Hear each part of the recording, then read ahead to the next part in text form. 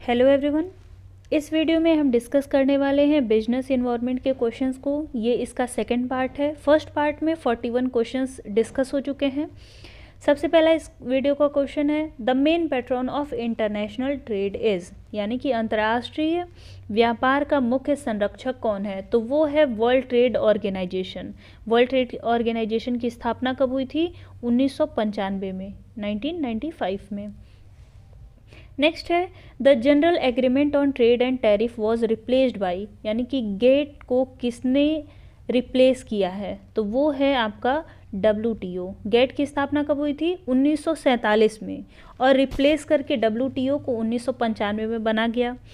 और जब ये गेट रिप्लेस हुआ था तो इसका 8th राउंड था जिसका नाम था उरुग्वे राउंड, जिसको डंकल, उनका नाम था डंकल ने ही एक प्रपोज़ल दिया था जिसमें उन्होंने WTO की स्थापना की बात की थी। तो 1995 में WTO का स्थापना किया गया था।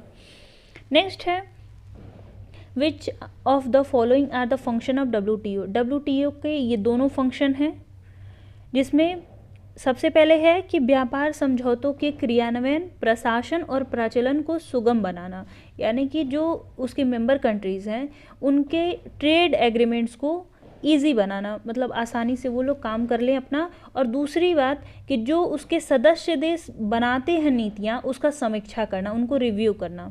तो A एंड B बोथ होगा। नेक्स्ट है, in which year Bretton Wood conference was held? Bretton Wood conference, ये ब्रेटन वुड है। ब्रेटन वुड कॉन्फ्रेंस आपका कब हुआ था? तो वो हुआ था 1944 में। नेक्स्ट है, for determining the value of SDR which of the following currencies has largest weightage? SDR का मूल्य निर्धारित करने में सबसे अधिक वैल्यू किसका है? तो वो है आपका US डॉलर का। ये इसका शायद 41% के समथिंग है। अगर आपको मतलब इतना डीप पूछेगा नहीं, बट अगर आपको जानना है तो उसके बारे में गूगल करके आप पढ़ सकते हैं। यूरो का आपका 30% है। फिर उसके बाद चाइना का भी करेंसी उसके अंतर्गत आता है जिसका 10% है। इन दोनों का 8% है, बट 8 दशमलव कुछ करके पॉइंट्स इसके हैं। नेक्स्ट है, अगर आप नेट का एग्ज़ाम देते हैं तो उन सब में वो सारी चीज़ें पूछता है। नेक्स्ट है आपका, which among the following is not an international economic institution? निम्नलिखित में से अंतर्राष्ट्रीय आर्थिक संस्थान कौन सा नहीं है? तो वो है IFRS। आप अकाउंटिंग थ्योरी में पढ़े होंगे। IFRS क्या करता है? स्टैंडर्ड्स को बनाता है, अकाउंटिंग स्टैंडर्ड्स को। नेक्स्ट है, IMF के कितने मेंबर्स हैं? तो IMF के 190 देश सदस्य हैं। वर्ल्ड बैंक का कितने मेंबर हैं? तो वो हैं 189। नेक्स्ट है, total number of member of WTO में 164 मेंबर कंट्रीज़ हैं। नेक्स्ट है, लिस्ट 1 को लिस्ट 2 से मैच करना है, जिसमें ये सारे के सारे आपके इंटरनेशनल इंस्टीट्यूशंस हैं। IDA की स्थापना हुई थी 1960 में।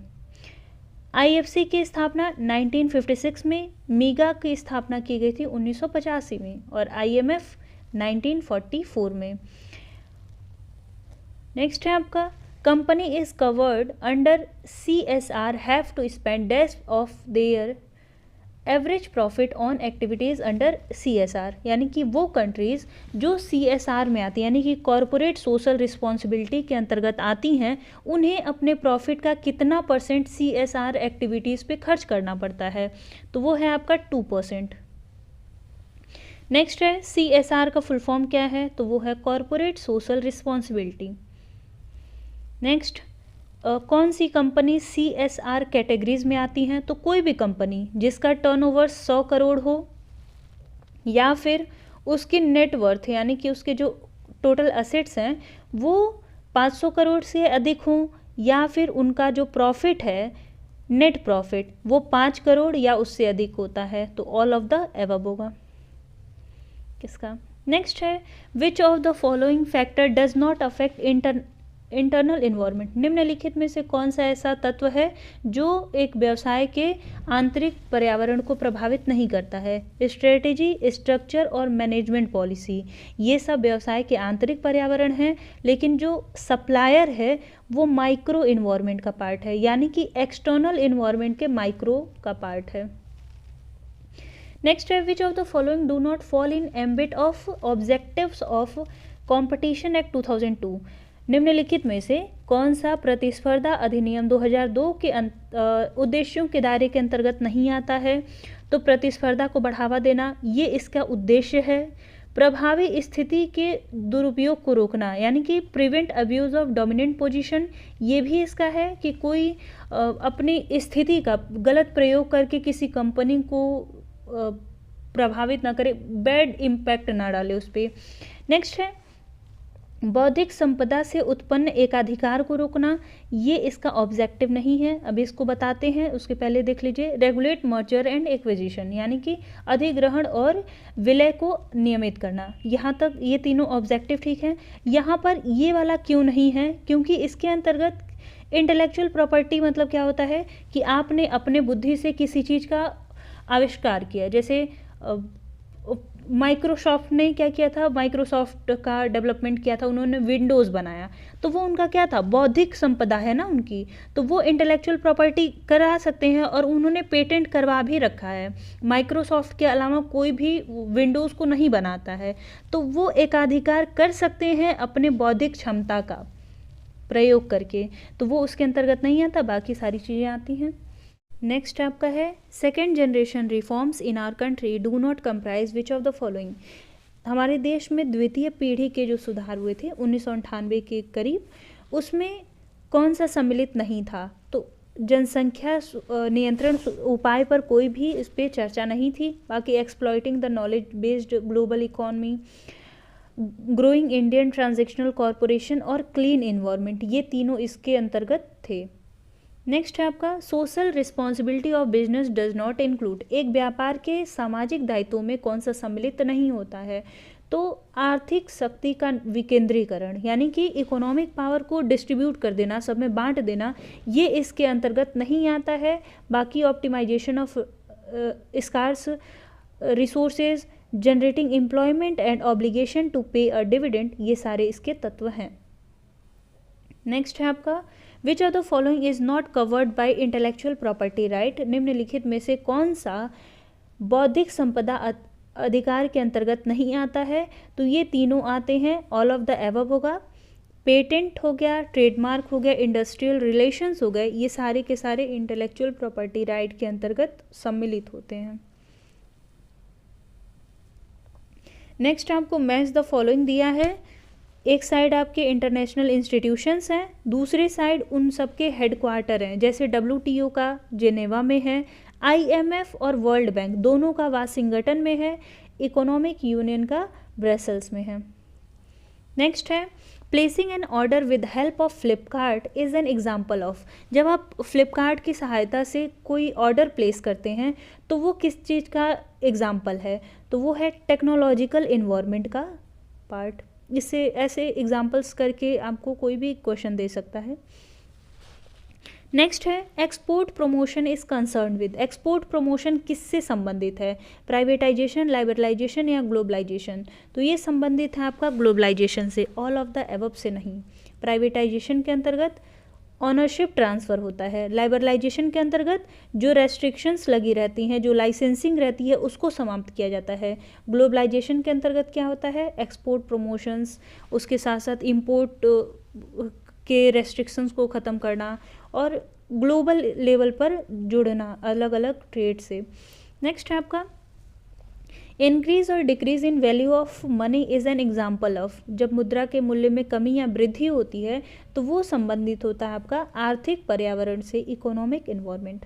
नेक्स्ट आपका है, which of the following is shaped by beliefs and customs of people, यानी कि जो लोगों का विश्वास होता है, जो लोग परंपराएं पालन करते हैं, वो सब आपका किससे संबंधित है? तो वो संबंधित होता है आपका सोशल इन्वायरमेंट से, सामाजिक पर्यावरण से। नेक्स्ट क्वेश्चन है आपका economic environment consist of. Economic environment के अंतर्गत क्या क्या चीज़ें आती हैं? तो इकोनॉमिक पॉलिसीज़, आर्थिक नीतियाँ, इंडस्ट्रियल पॉलिसीज़, और उसके साथ साथ इकोनॉमिक कंडीशन, यानी कि जैसे कंडीशन मतलब होता है कि बूम पीरियड चल रहा है, इन्फ्लेशन चल रहा है, डिफ्लेशन चल रहा है, या फिर रिसेशन का पीरियड चल रहा है, मंदी चल रहा है, या फिर समृद्धि का समय चल रहा है, कैसी कंडीशन चल रही है, वो सारे के सारे इकोनॉमिक इन्वायरमेंट के पार्ट होते हैं। ऑल ऑफ द एबव होगा। नेक्स्ट है आपका विच of the following is not identified by mega environment. Mega environment का मतलब है मैक्रो इन्वायरमेंट। तो मैक्रो इन्वायरमेंट में टेक्नोलॉजी, लीगल और डेमोग्राफिक, ये सारी चीज़ें आती हैं। ऑर्गेनाइजेशनल कल्चर किसका पार्ट है? वो पार्ट है आपका इंटरनल इन्वायरमेंट का, एक्सटर्नल इन्वायरमेंट का पार्ट नहीं है। नेक्स्ट है आपका which among the following is closely associated with intellectual property right. इन सब में से कौन सा बौद्धिक संपदा से संबंधित है? तो वो है आपका trips, trade related intellectual property right, इसका फुल फॉर्म होता है।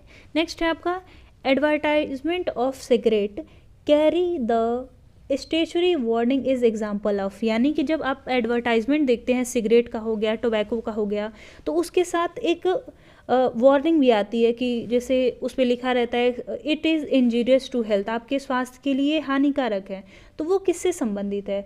तो वो संबंधित होता है आपका लीगल इन्वायरमेंट से, सोशल इन्वायरमेंट नहीं है वो, क्योंकि वो स्टेचुरी वार्निंग है। अगर आप ऐसी वार्निंग नहीं देते हैं तो फिर कानून आप पे बैन कर सकता है, चाहे आपको उस प्रोडक्ट को मार्केट में लाने की अनुमति नहीं प्रदान करेगा। नेक्स्ट है which one of the following is not the advantage of MNCs to host country.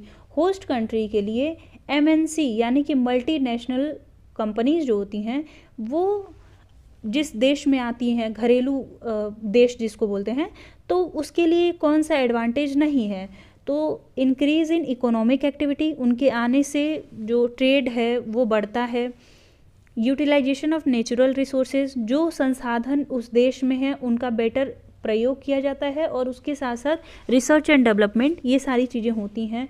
But social activities में कोई इंक्रीज़ नहीं होता है। वो इंक्रीज़ हो अलग पार्ट है, लेकिन इसकी वजह से उनको एडवांटेजेस इसमें नहीं मिलते हैं। नेक्स्ट क्वेश्चन आपका मैच करना है लिस्ट 1 का लिस्ट 2, जो कि रिलेटेड है आपका WTO से। तो सबसे पहले है नामा। नामा का फुल फॉर्म है नॉन एग्रीकल्चरल मार्केट एक्सेस, यानी कि जो एग्रीकल्चर से संबंधित नहीं होता है वो इसके अंतर्गत गुड्स आते हैं। जैसे हो गया आपका टेक्सटाइल हो गया, ज्वेलरी हो गया, फिश हो गया, फिशरीज़ हो गए, फ्यूल प्रोडक्ट हो गया, ये सारी चीज़ें इसके अंतर्गत आती हैं। उसके बाद गेट्स के अंतर्गत क्या आते हैं? जितने भी गुड्स और सर्विसेज होते हैं वो सब इसके अंतर्गत। उरुग्वे राउंड किससे संबंधित है? वो है आर्थर डंकल से संबंधित। और ट्रिम्स किससे संबंधित है? इंटरनेशनल इन्वेस्टमेंट से, यानी कि अंतर्राष्ट्रीय विनियोग से संबंधित है। ट्रिप्स किससे संबंधित था? वो संबंधित है इंटेलेक्चुअल प्रॉपर्टी राइट से। सबसे लास्ट आपका क्वेश्चन है which of the following is correct. निम्नलिखित में से कौन सा सही है? तो IBRD की स्थापना कब हुई थी? 1945 में। इसका फुल फॉर्म क्या है? International bank for reconstruction and development, अंतर्राष्ट्रीय बैंक पुनर्निर्माण एवं विकास। स्टेटमेंट अपना देख लीजिएगा, उसका फुल फॉर्म हिंदी में क्या है। नेक्स्ट है आपका international centre for settlement of investment disputes. इसकी स्थापना हुई थी 1966 में। ICSID ये आपका वर्ल्ड बैंक ग्रुप का एक पार्ट है। जैसे आपका IDA है, IFC है, IBRD है और एक है आपका मेगा। ये सब इस वर्ल्ड बैंक ग्रुप कहे जाते हैं, पांचों को कंबाइनली कहा जाता है। और सबसे लास्ट में आपका है the primary objective of international monetary fund. IMF का प्रारंभिक उद्देश्य क्या है? तो वो उद्देश्य है उसका इंटरनेशनल मॉनेटरी कोऑपरेशन, यानी कि अंतर्राष्ट्रीय वित्तीय सहयोग प्रदान करना। ऑल ऑफ द एबव, जितने भी स्टेटमेंट हैं वो सभी के सभी सही है। आई होप आपको सभी क्वेश्चन समझ में आए हों। मैंने कोशिश की है कि कम क्वेश्चंस में आपको ज़्यादा से ज़्यादा इन्फॉर्मेशंस मिल जाए। इसके हेल्प से आप अदर क्वेश्चंस भी कर सकते हैं। ज़रूरी नहीं है कि सारे क्वेश्चंस ऐसे कुछ आए, मिलता जुलता हो सकता है ऐसा कुछ आए। तो मिलते हैं नेक्स्ट वीडियो में, धन्यवाद। और आपको जब आप अपने सेकेंड सेमेस्टर में जाते हैं तो वो वहाँ पर अगर आपको कोई डाउट आता है और आपको लगता है कि कुछ चीज़ें आपको कंटेंट नहीं मिल पा रहे हैं तो आप ज़रूर कमेंट करके बताइएगा। अगर मेरे से आप जुड़े रहेंगे तो मैं आपको अपडेट्स देती रहूँगी। सेकेंड सेमेस्टर में बहुत सारी ऐसी चीज़ें हैं जो आपको ईज़िली ऐसे बुक में नहीं मिल पाती हैं, और इंटरनेट पे भी आपको एक जगह पे सारी चीज़ें इकट्ठे नहीं मिल पाती हैं। तो अगर आप सब्सक्राइब करे रहेंगे तो जब भी मैं अपडेट करूँगी तो आप अपने कंटेंट के अकॉर्डिंग उसमें से वीडियोस देख सकते हैं, इसलिए सब्सक्राइब कर दीजिएगा। मिलते हैं नेक्स्ट सेमेस्टर में नेक्स्ट वीडियो के साथ। और अगर आपको कोई टॉपिक ऐसा है जो आपके इंटरेस्ट का है बट आपको समझ में नहीं आता है और आपको लगता है कि मैं समझा सकती हूँ, तो फिर ज़रूर कमेंट करके बताइएगा। धन्यवाद।